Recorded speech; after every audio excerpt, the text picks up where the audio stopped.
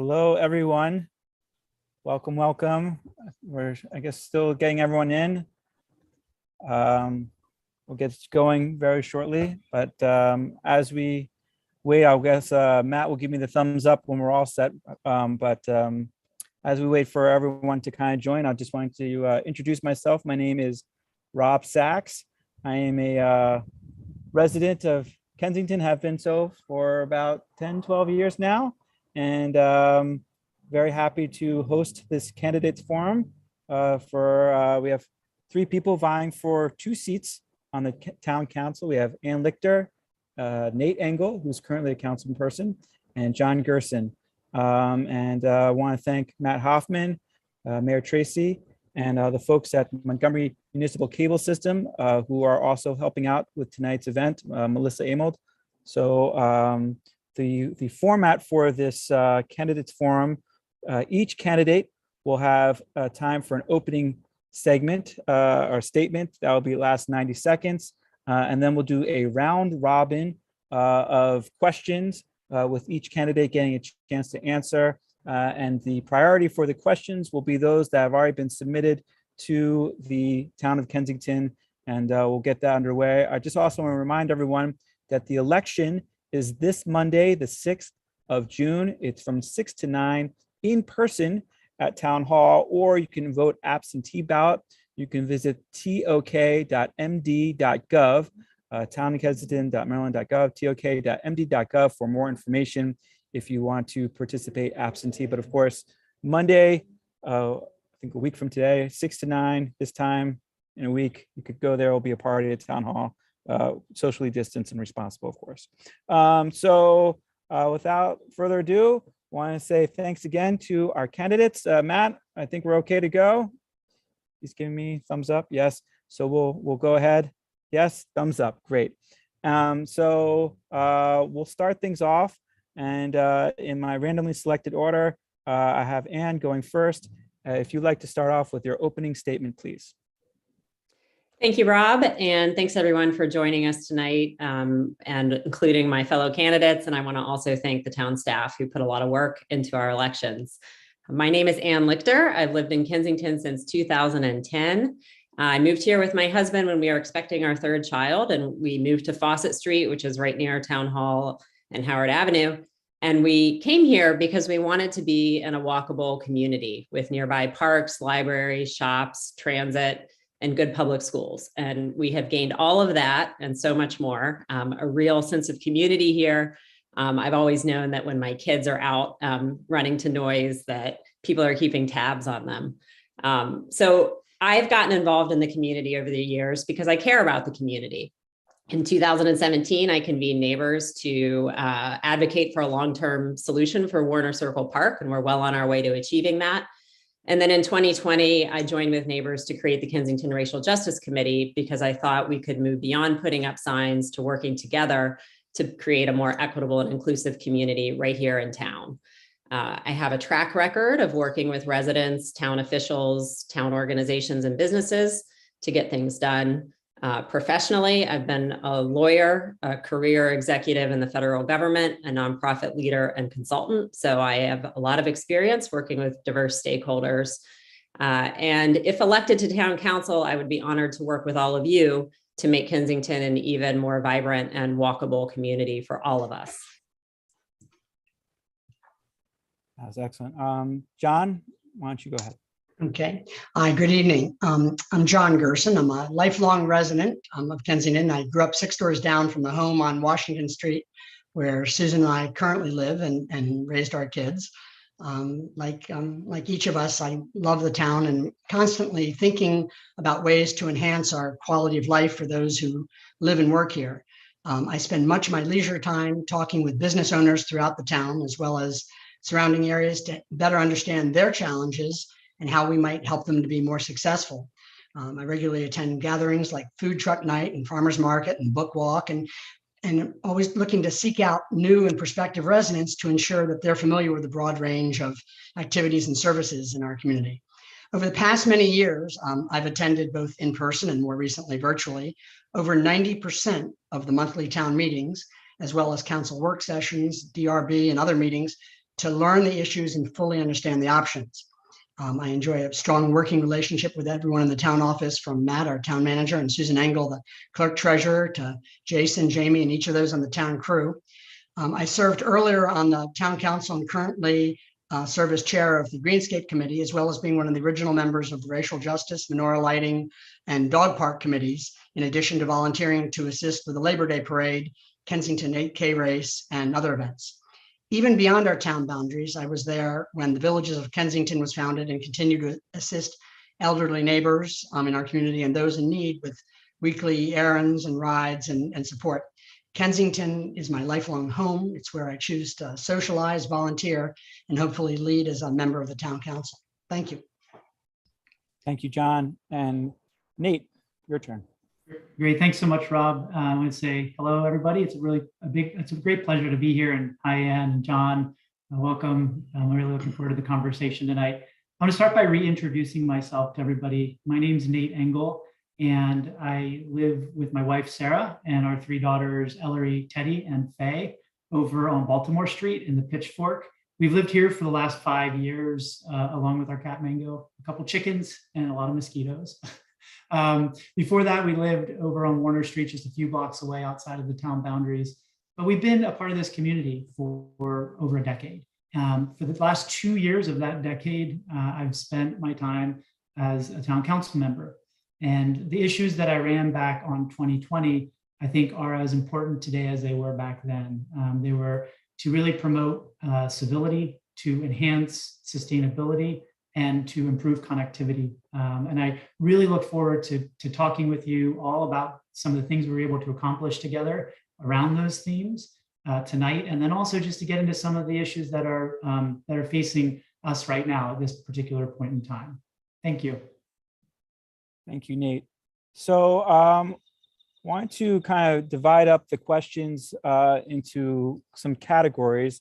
One of them being development, which we'll get to. Safety is another.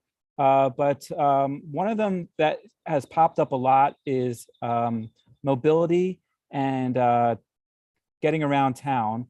One question that came up was asking about pedestrian safety, improving sidewalks and to residential streets, enhancing pedestrian safety, constructing sidewalks. But in addition, I'd also like to talk about, get everyone's views on things like dedicated bike lanes or ways of getting around town that do not involve a car and making it more of a walkable, pedestrian-friendly town to be in.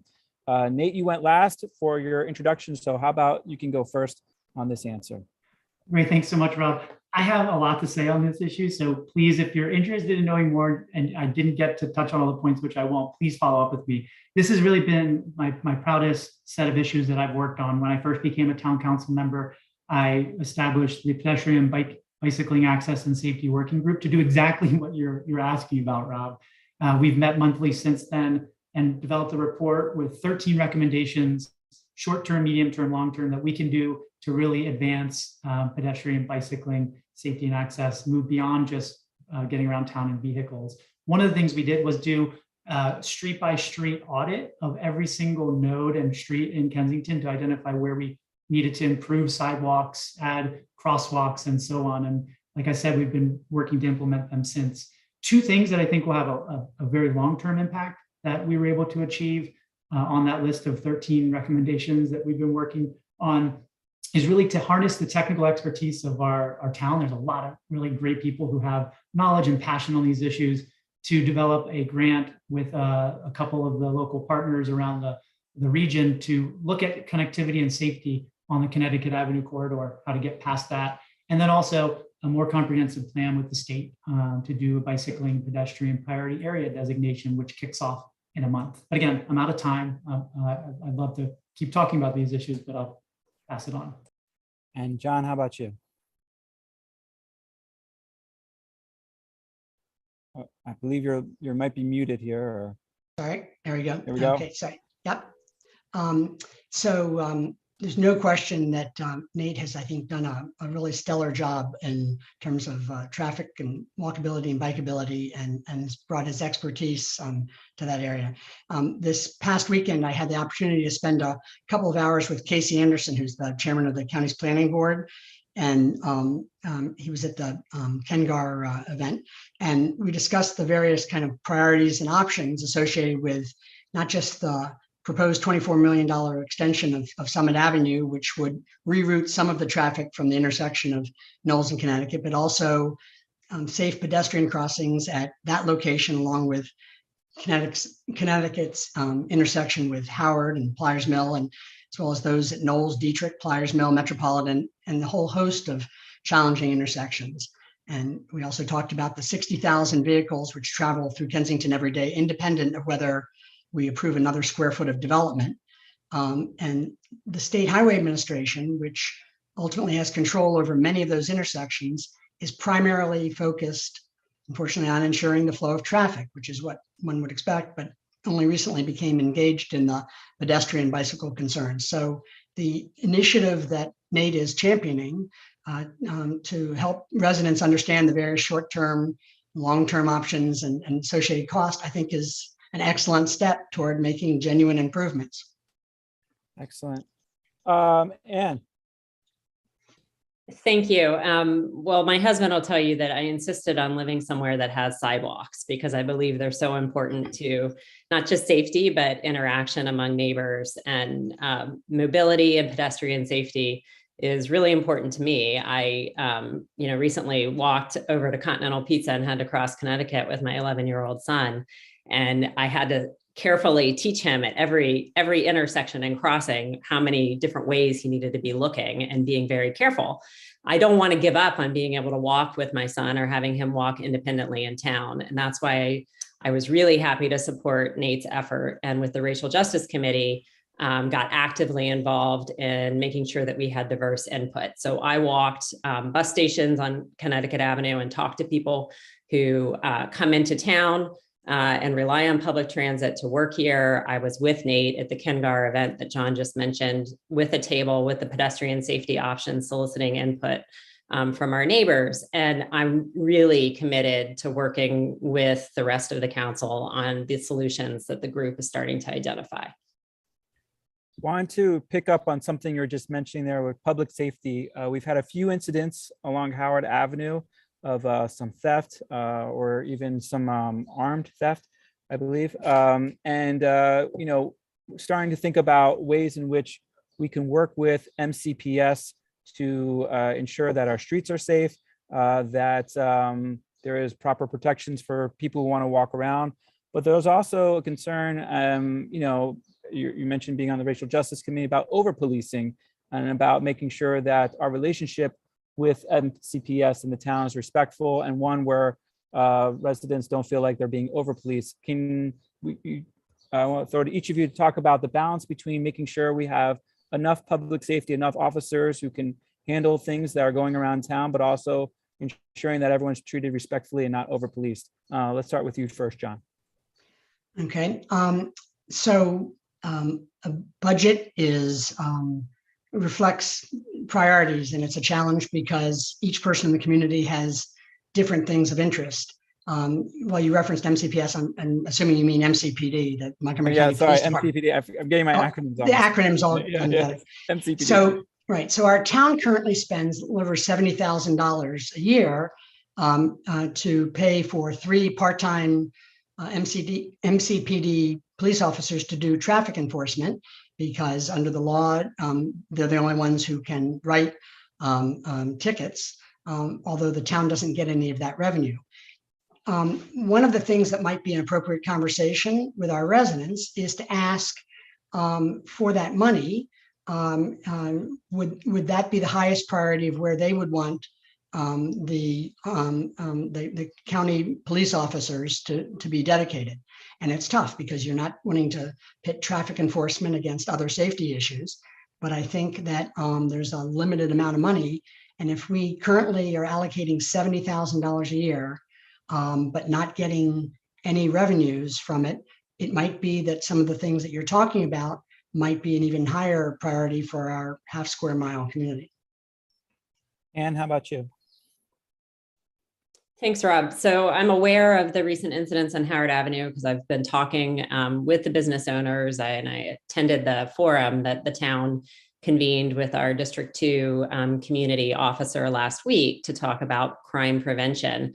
And I think the first step is really awareness and looking at ways that we can prevent theft, be aware of when people are coming in and operating in groups and targeting stores where there's maybe a single person working at a time, sharing information about what's happening. And in terms of really guarding against profiling, I think that comes down to building relationships and building awareness within the community that we can take steps to make sure that all people feel welcome here and feel welcome shopping here, and that we know each other and we can work together, even if we think that there's been, and we have seen these upticks in crime, to make sure that we're addressing it in a way that still creates a welcoming environment for everyone. Nate? So, yeah, I mean, just to carry on from what Anne was just saying, I was also present at and participated in the briefing and the forum that we had with Officer Stroman.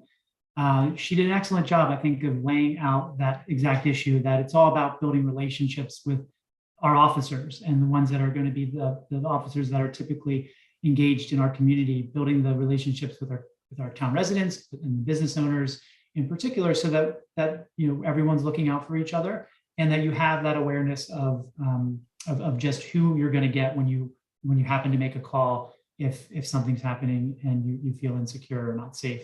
The other thing that was pointed out is I think prevention does a lot. I think profiling happens when you have to react, and in the moment that's where we run into some issues like that.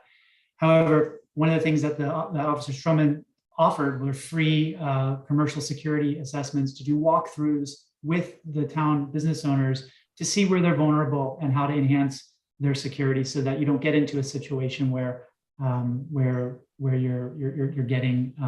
at risk. So I think our town businesses are probably keen to take that up, and I recommend that they do. Wonderful.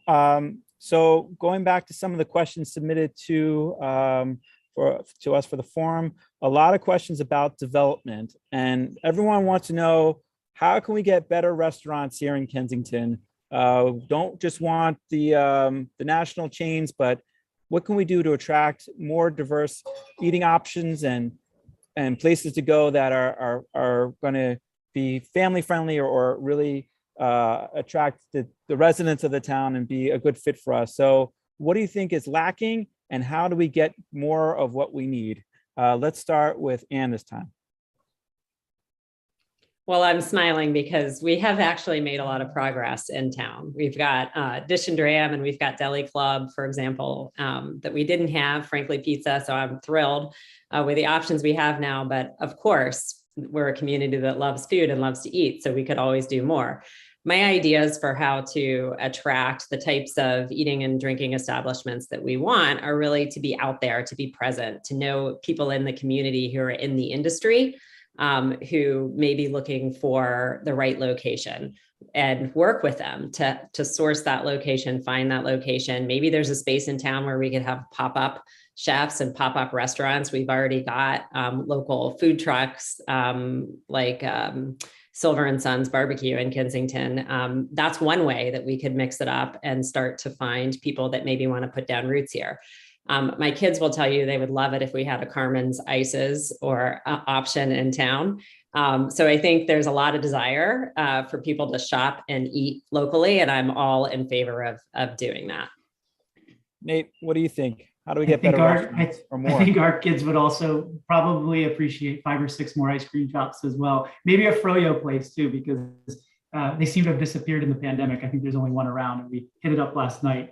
But in all seriousness, I agree absolutely with Anne. I think we've made a lot of progress on our restaurant scene in the last couple of years. And I think it's a testament to the town residents that we frequent these restaurants. I mean, throughout the pandemic, I don't think any of them closed because of the pandemic. And actually, we had, I think, a net gain in restaurants opening during the pandemic. So I think that just says, for those listening out there that are not residents of the town, you may want to start a business and open a restaurant.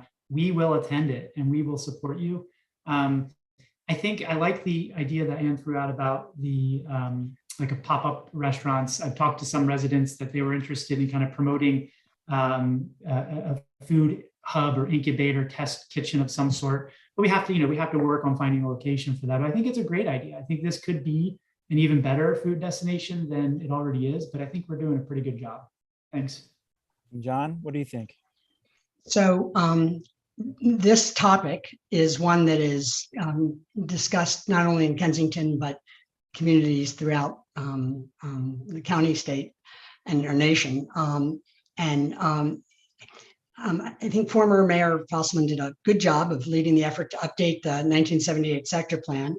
And with Mayor Tracy's strong leadership in the council, they have, I think, indeed helped attract and retained a number of really good restaurants. One of the things I know from my earlier life with economic development and being head of the Chamber of Commerce is that people can have all kinds of ideas about what kind of retail or service firm they'd like to have, but often it is determined by the person who owns the building and is trying to lease it out, and what the marketplace will sustain. And for that reason, one of the things that I found is the most important thing we can do to help all businesses, not just restaurants, and the kind of different restaurants that people are talking about, is to grow the base of customers so that we have people with incomes that value those kinds of restaurants, but also diverse kinds of restaurants that reflect the community.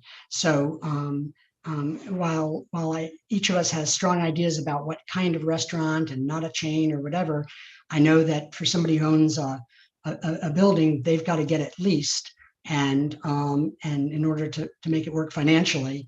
But if we can help grow the base of the customers that reflect the kinds of restaurants we're trying to attract, I think that indeed is how we have been successful so far with things like K-Town Bistro and Frankly Pizza and Dish and Dram and the others. And I think it's headed in a great direction. Our town is a better venue for restaurants than ever before.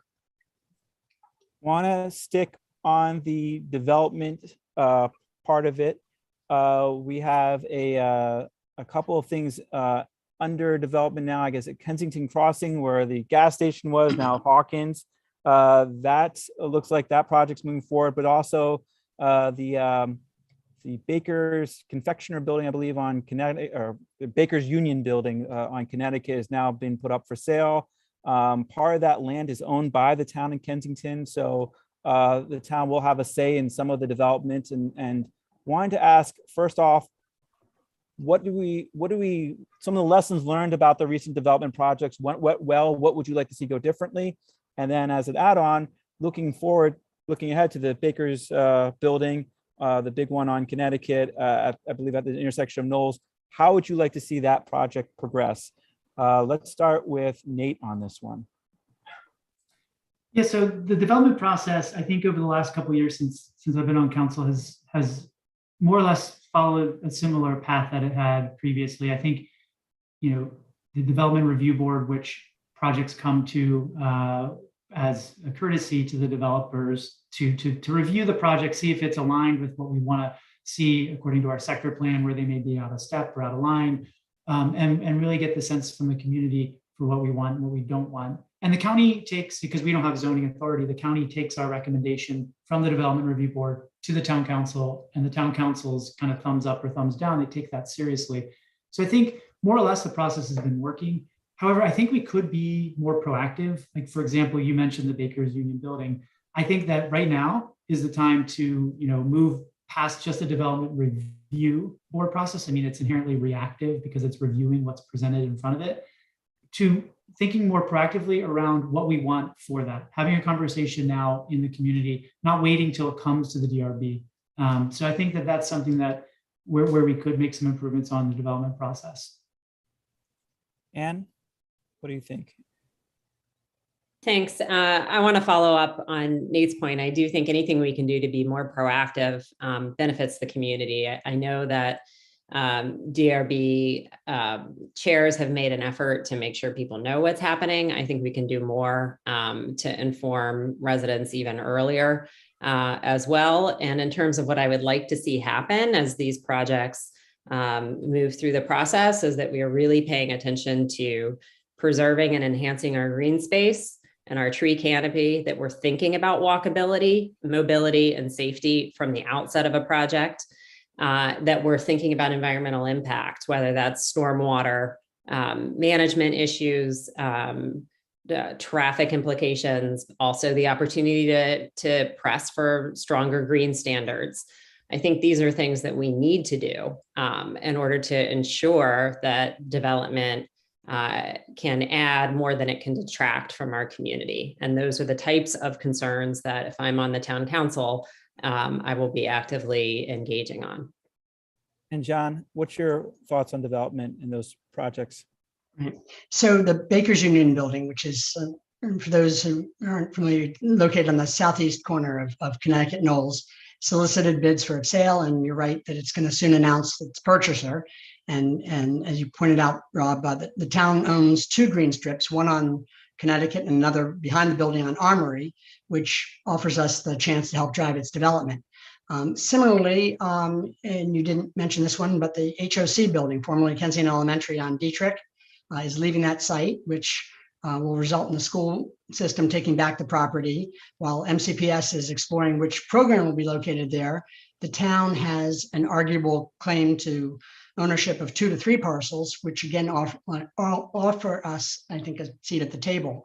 Across the street from the Bakers Union building on the southwest corner of Connecticut Knolls, 10400 is a 60-year-old office medical building that's owned by an absentee landlord who's not concerned about increasing vacancy rates or the fact that they're not a good neighbor. And then, of course, the Huggins property, the former gas station on the southeast corner of Connecticut and Flyers Mill, is about to be approved by the planning board. And while the town pushed back on the developer's plan for self-storage, because it wasn't mixed use, the project's now going to be all retail. Hopefully, on that one is the adjacent strip center, the 7-Eleven and Baskin Robbins undergoes renovation. There'll be an opportunity to revisit both of the parcels. But they have the added challenge of poor access from those traveling south on Connecticut because the Flyers Mill entrance will be closed. So, yeah, I think for us to be much more proactive in terms of having conversations with owners of properties before we sort of are finding out about it afterward, I think is a plus. Great. I wanted to touch on something Anne just brought up, which green spaces. We have a question about green spaces submitted from a member of the town. We saw the dog park open, the fountain, and the pavilion at St. Paul Park. What is your vision for Kensington's green spaces, and where could there be even more expansion in the future? We'll start with you, Anne. Well, I love this question. Some people know I'm an avid gardener, and I think that Kensington has historic roots as a garden park community. So anything that we can do to enhance and preserve our green space not only adds to our quality of life, but is super important given climate change and intense rains and the heat that we're facing. So I am very interested in pushing forward some of the ideas that were in the sector plan to add trees to the urban core where we have a lot of heat. I'm also interested in working with businesses to see how we can add green vegetation to our commercial area. I think we have an opportunity to do more to protect our tree canopy. I'd like to see an active tree inventory and working with residents and businesses alike to add to the tree canopy. And I would love a community process where we could identify those little pockets of green space that we could really actively work to improve and enhance. Excellent. John, how about you? Where would you like to see improvements and enhancements? Okay. So we're fortunate. We have actually, I guess, 11 parks embedded in our incorporated municipality, including postage stamp parks and ones like that. Clem Kennedy Garden, which has been completely made into an amazing space. Over the weekend, Mayor Furman and I were at the Edith Throckmorton Park dedication in Kengar, and the labyrinth there is something that some folks have been talking about to put in Joseph's Park, which is the small, I guess, 1 acre parcel there on Wheatley Avenue. In terms of trees and preservation, one of the things that I've been talking with Molly Gallant of the Parks Department is to get certified weed warrior volunteers, because officially one is not supposed to remove non-native invasive plants without supervision. So being able to comply with the regulations to allow us to do some of the things along the park beds in Silver Creek, for instance, that the Park and Planning Commission is not really able to do, I think would be some of the things we can do to improve in that. Nate? Yeah, so I when I first came onto town council, I was on the Greenscape committee, and we, during my time on the committee for that first year, we did make a lot of improvements, like John was referencing, to Clum Kennedy. Some of the parks that we have, like Joseph Park, adding the labyrinth there. So there are ongoing improvements that I think we can do as a community to our existing parks in terms of where to expand into places. I think, there are two areas that haven't yet been touched on that I just wanted to flag. One is where it intersects with the issue of climate change and flooding. I think we have a lot of opportunity to use some of our parks as natural infrastructure, or what you would call green infrastructure, to help manage stormwater runoff. It's the biggest issue facing us with climate change. And take the Cabin Park, for example, that floods all the time. But imagine if we build it to plan to flood, so that it can then be infiltrating into the groundwater more easily, so it doesn't just sit there. It actually helps to get it back into the stream. Another place is on green roofs. So when we're advocating on the DRB process and for development, as I've been doing that for green building standards, that includes getting green onto our buildings on top of them, as well as solar panels. So I think that's another area of an untapped resource. Yeah, I'm remembering when Kensington Parkway, the whole parkway flooded. What was it this year? I was pretty crazy. So yeah, that'd be a good improvement. Everyone always wants to talk about traffic in these these forums, and we have another question here about. We hit on pedestrian safety, but it was about, just looking through. How would we have more traffic calming measures so people aren't zipping through? And I would like to say, on my side of town, we recently expanded the boundaries of Kensington to include Perry. We added a street there, but the signs for when you can go in and out of our neighborhood still, I guess, start at Farragut or maybe anyway, the block before. So wondering, as part of traffic calming, recognizing that there's only so much we can do with Connecticut Avenue and Knowles being part of the county or the state highway system, what can be done with signage? What can be done with other measures to make sure that cars aren't just zipping through our town all the time? And we can start with you, John, on this one. Okay, so traffic is like water. Obviously, if we block it one place, it's going to go ahead and flow elsewhere. In our community, each person is very aware, whether they're in the Pitchfork area or the north side or up Kent or on Kensington Parkway, about the nature of traffic and signage and the impact on them. And so one of the things that I do think we should do, much like some of the things we've been talking about in terms of other issues tonight, is take a more kind of global, comprehensive look at our traffic choices. Again, I referenced the officers that we are paying to go and enforce traffic, and we keep kind of moving them around in this kind of cat and mouse game, and that doesn't resolve anything. It simply is designed to be a deterrent, and then we're in this position of we have to keep adding additional revenue to try and deter people from cutting through. And it's sort of like whoever is jumping up and down the most at a traffic meeting and we try to move the officers there.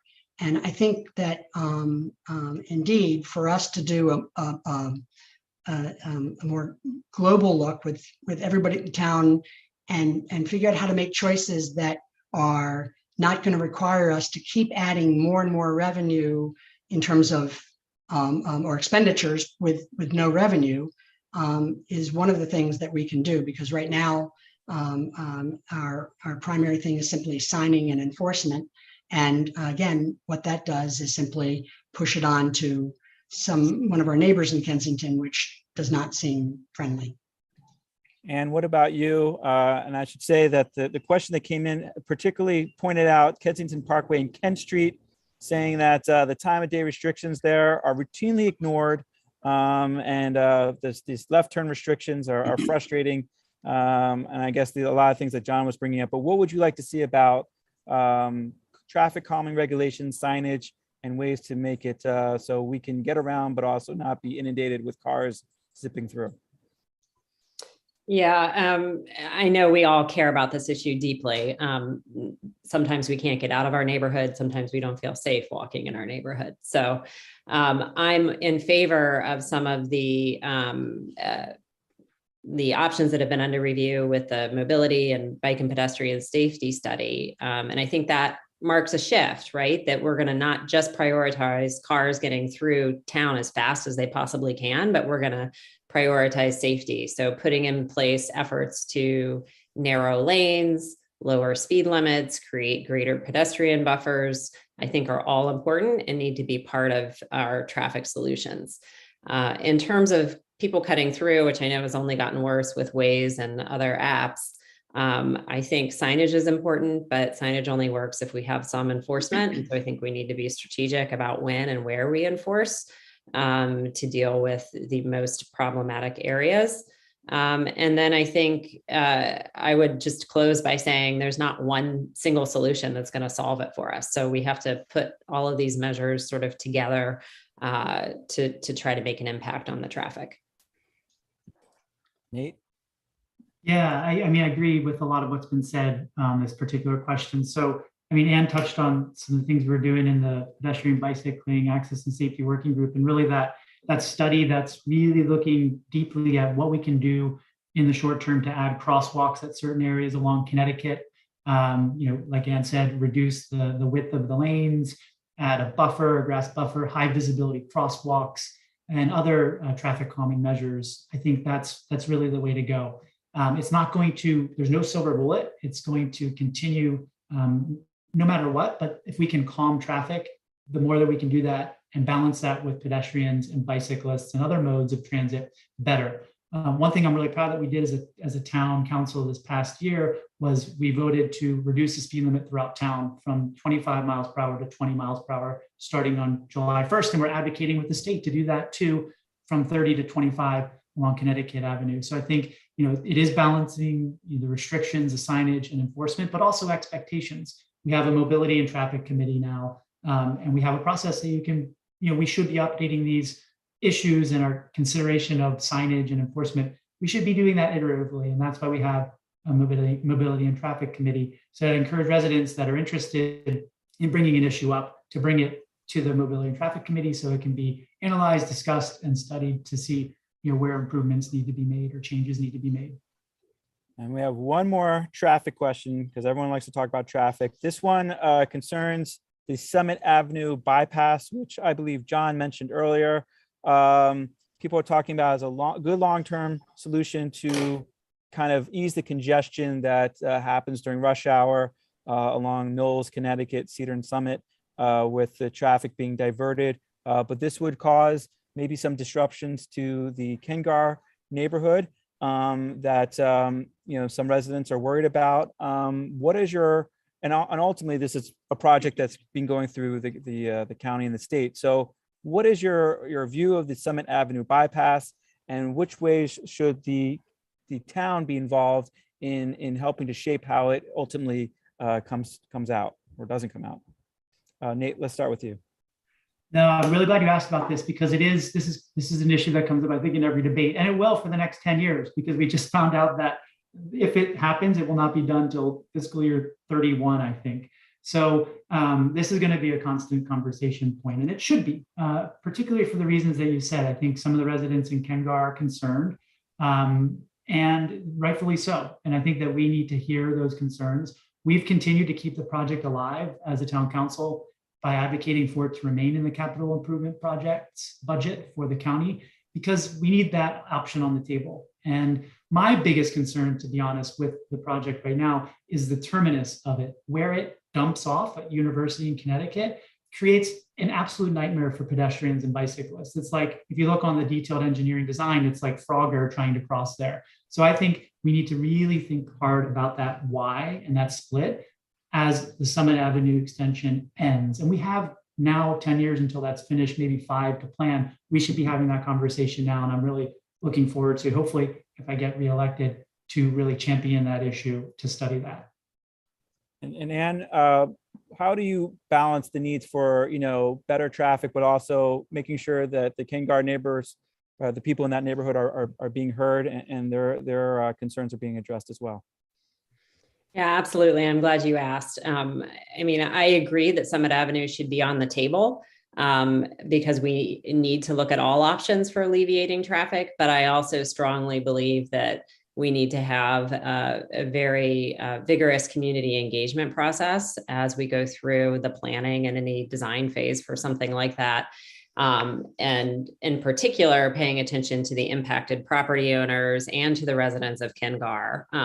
That neighborhood, is tucked away. And if there's more development that doesn't add to their quality of life, but detracts, then I think that's a problem. And we need to work closely, not just with our Kengar residents, but with all community members, to see how we can design a solution that balances all of these competing interests, right? We want walkability, we want better stormwater management, we want less traffic, we want better connectivity in our neighborhoods. And so I would look to see how Summit Avenue does or does not help us balance those different interests.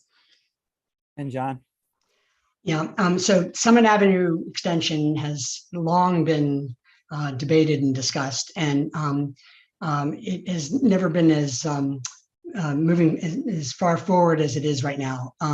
People who are concerned about intersections like Knowles and Connecticut also have to, I think, take some responsibility for alleviating some of the traffic that flows along Summit Avenue to make the turn onto Knowles, to go through that intersection to go north on Connecticut and University. The Summit Avenue extension would take a significant amount of that traffic out of that intersection.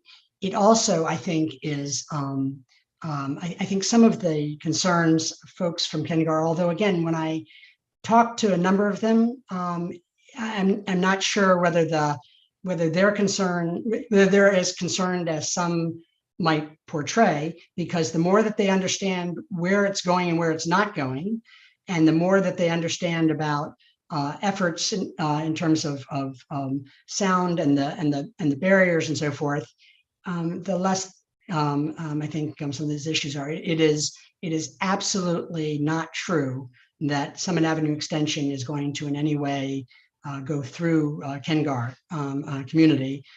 So again, if somebody is wanting to help be a leader, I think that it's important to help facilitate that project happening, and also help make sure that the residents of the community are absolutely, all residents, not just in Kensington, but Kengar and the other areas are involved. It does, by the way, again, offer an opportunity. And I know this question is about traffic, but when we talk about economic development and expanding our tax base, when Summit Avenue is extended, that will add additional commercial property, which will generate additional tax revenues for our community. We have seen a huge shift in tax revenues from commercial onto the property, onto the residential sector.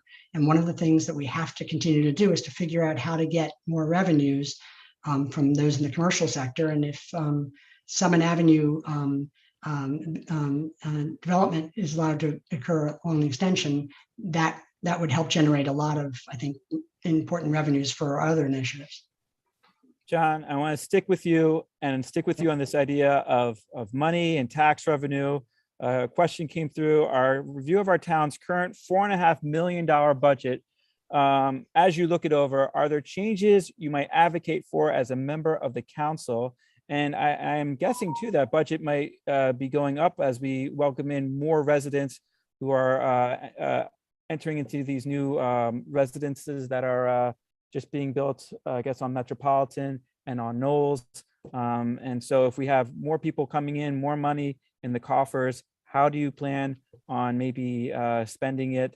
I personally like that we get our streets plowed before all the people in Parkwood. I think that's great. But anything else you would like to put the money into that you think would be good as the revenue grows? So thank you, because one of the things I did earlier in life was I worked for the Municipal Finance Officers Association, the Government Finance Research Center, where they talked about alternative revenue sources and ways of funding government.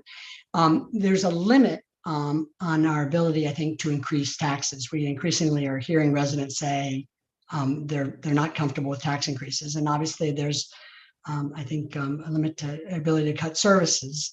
So really expanding our base is key. And as I mentioned, over the past 10 years, there's really been this dramatic shift in property tax revenue from the commercial sector onto the residential sector. The recent annexation of the 40 single-family homes and the 3 commercial properties was positive, and those folks are indeed benefiting from the town's services. As we make choices, and I think the mayor and council have done a good job in terms of transitioning from one town manager to another and hiring a full-time code enforcement officer and bringing communication specialist in-house and other organizational changes. I think it's an opportunity for us to engage with our residents about their view of our priorities, so that sometimes folks aren't hearing about the decision when it's sort of a fait accompli or the job announcements going out, because I think that that residents have various perspectives on where they would want to prioritize money, and obviously many different people have many different opinions. That's part of the nature of leadership, but important part of that is asking folks. And so I think those are some of the ways I would look at our budget a little differently. And as Nate, as someone who's currently looking at the budget, this $4.5 million, how are we spending it? Are there ways we should be thinking about it differently? And if it grows, where would you like to put more money toward? Yeah, that's yeah. So I think we're spending it well. I think that the $4.5 million, the biggest chunk of that is going to our greatest asset, which is our town staff, the workers, their salaries, and the ones that keep this wonderful government moving and working well for you. The additional money, the revenues that we have, if we have a surplus, it gets put into our capital improvements budget. I think we're going to see, as John noted, with additional revenues coming in, that budget line growing. And I think that we need to increasingly have a conversation with the community about what we want to use it for. Right now, that's allocated for the surplus in the capital improvements budget, in addition to the American Rescue Plan funding we are getting from the federal government coming out of the pandemic. That's being put to stormwater management, doing analysis to replace our much needed replacements of the stormwater system to basically adapt to climate change. I think though it doesn't have to be just infrastructure. We could be investing in affordable housing, other issues that I think we need to have a conversation as a community as that budget line continues to grow. Thanks. Anne? Thank you. Well, I want to echo some of what we heard from John and Nate. First, I think we're fortunate that we have a municipal government and a leadership team that has managed our budget well, and it's important that we continue to do so. It's because of that strong fiscal management that we're able to enjoy the great town services we have, our beautiful parks, and the capital improvements that you just heard mentioned. So I'm really interested in exploring participatory budget processes. These are used in communities to engage residents and taxpayers in discussions about how to allocate public funds. And I think we have an opportunity to do that here in town as we move forward. We have a lot of priorities, many of which have been discussed already tonight. But I think the best way to figure out how to prioritize our spending is to actually engage our fellow citizens and residents in that conversation. And I would be happy to help participate and lead a process like that if I were on town council. Okay, I think we have time for one more question before we wrap it up. So I'll make it a broad one. And just to ask, what would be your top priority moving forward in the next 2 years? We've just come out, or hopefully we've come out of this COVID era, and we're thinking about where we want to see the future. We touched on a lot of these topics, but what would be really your top priority and things that you'd be advocating for most as a member of the council? Let's start with you, Ann.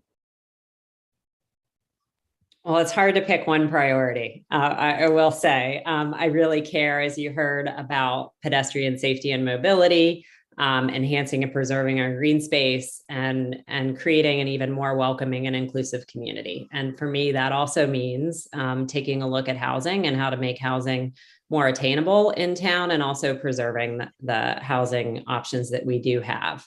I imagine that those issues are ones that we can find a lot of ways to make progress on if we not only are bringing residents together, but bringing town organizations and businesses together, leveraging our relationships across the county and across the state to really make progress in those areas. And Nate?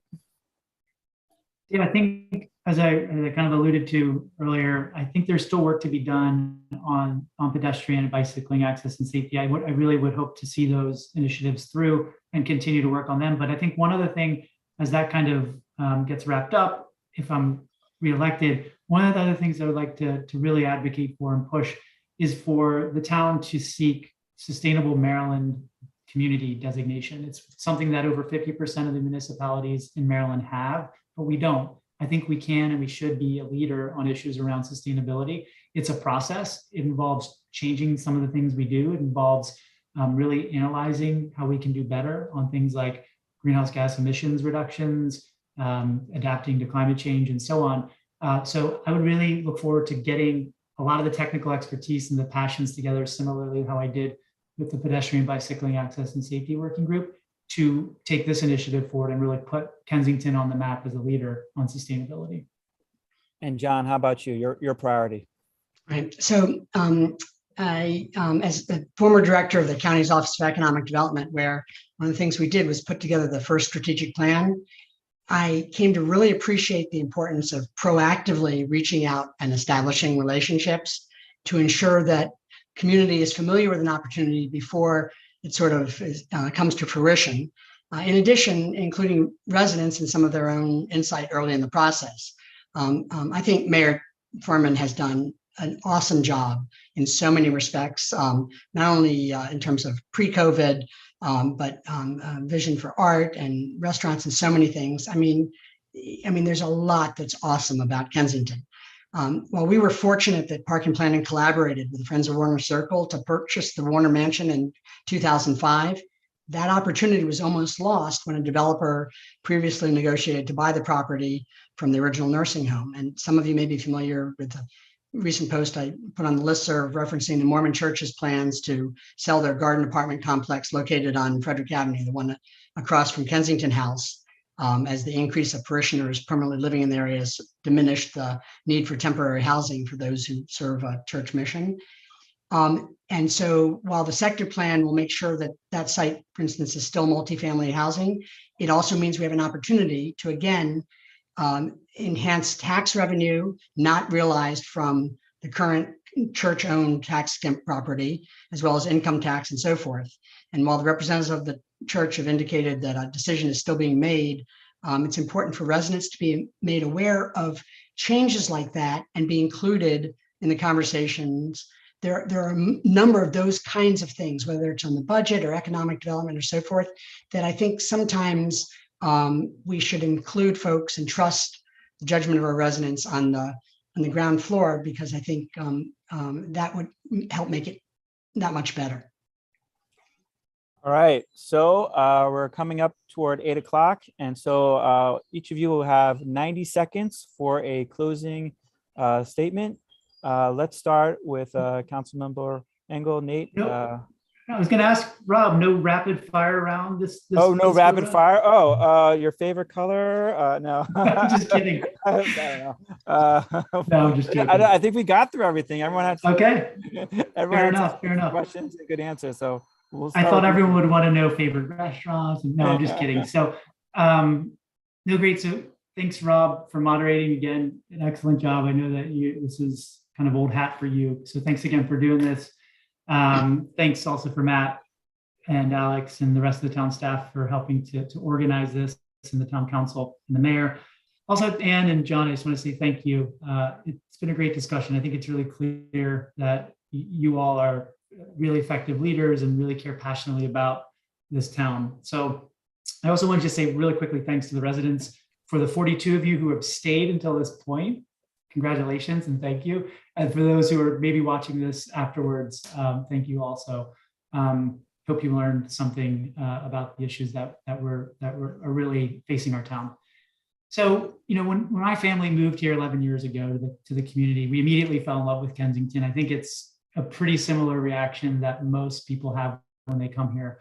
Falling in love with the businesses, the art scene, the restaurants, the character, most importantly, the people, you all, the residents. And somehow that love and that affection, our love and affection, continues to grow day in, day out. And, over the last 2 years that I've served as town council member, I can say that, unequivocally, I've enjoyed every moment of it. And I really, really hope that I've made you proud as a council member, and that you can see that I've delivered on what I said I would do, and I've listened to your concerns, and hopefully you think like I do that we accomplished a lot together over the last 2 years. I really look forward to continuing that. There's a lot more work to do, and I would be humbly requesting your vote to reelect me in 2 weeks. Thank you very much. Thank you, Nate. John, your closing statement. So I would also like to express my thanks to Rob and Matt and everybody who helped put the forum together, because it offers voters an opportunity to make an informed choice in the upcoming election. The good news is, whether Ann, Nate, or I end up on the council, each of us has a genuine commitment to our town. I think we'll continue to champion our various initiatives. The tenor and tone of this campaign has been very positive, and that speaks to one of our most important values, which at the end of the day, our town is not really defined by the Victorian homes and the mature trees or red brick sidewalks, but rather by the way in which we engage with each other. Our community is genuinely a bastion of civility. And I think Kensington is a wonderful place in which to live and do business, but it's the people and the way in which we engage with one another that makes that truly special. I believe relationships with people are key to successfully achieving shared goals and creating special communities. That means not just reaching out and connecting with every resident to ensure they feel respected and their individual contributions are valued and celebrated. But it also means knowing the players at the county and state levels of government, as well as those in the private and nonprofit sectors. We really are a knowledge-based economy where the federal labs like NIH and FDA and NOAA help generate the important customers for retail and service firms and tenants for vacant office space. In addition to my volunteer work, my professional roles over the years have built strong relationships and partnerships between those who seek quality schools and smart transportation and safe neighborhoods and responsive services, as well as those who help generate the important tax revenues, which makes those things possible. So I ask for your vote in the upcoming election, and I thank you for joining us this evening. Thank you very much, John. And Ann, your closing statement. Thank you, Rob. And thank you, Rob, for moderating this discussion tonight. I'm pleased that I was able to participate along with Nate and John and echo their sentiments that you can see that we all care deeply about this community and want to serve because we want to help make it better. And I want to thank all the residents who also feel that way and who are showing up to participate tonight and listen, and those that will be listening in the future. I would say that as hopefully you can tell from tonight's conversation, that I'm motivated to serve because I care about this community. I have worked in a number of different roles as a volunteer. And I think through that work, I've not only built strong relationships, but I've proven that I can work with residents, town organizations, town officials, and others in a way that brings people together, helps us get organized, helps us figure out what it is we want to do together, and really move beyond worrying about issues or talking about issues into doing something about them. I can tell you that my approach is to be one who likes to learn and listen. I don't come into roles pretending that I have all the answers. Instead, I would work with my colleagues and work with my neighbors to figure out how to move forward in a way that best serves our community and the type of place that we want Kensington to be now and in the future. So I am happy to answer any questions. You can find my information in the Town Journal, and I look forward to working with all of you and hope I have your vote on June 6th. Thank you very much, Ann Lichter, Nate Engel, and John Gerson. And thanks also to Matt Hoffman, Mayor Tracy Furman, Alex Marini, and Melissa Amold from the Montgomery Municipal Cable System. Again, a reminder, Monday the 6th is when we're going to have in-person voting at Town Hall from 6 to 9 p.m. or visit tok.md.gov if you want to vote absentee or for more information about the upcoming election. Thank you all so much for these really thoughtful answers. I know I'm learning a lot already, and I'm like, oh, this is great. So much to look forward to. And thank you so much for participating in this discussion, in this forum. Take care. Have a good night. Thanks, Rob. Thanks, everybody. And thanks everyone Thank for you. Good night. listening in. Good night, everyone. Good night.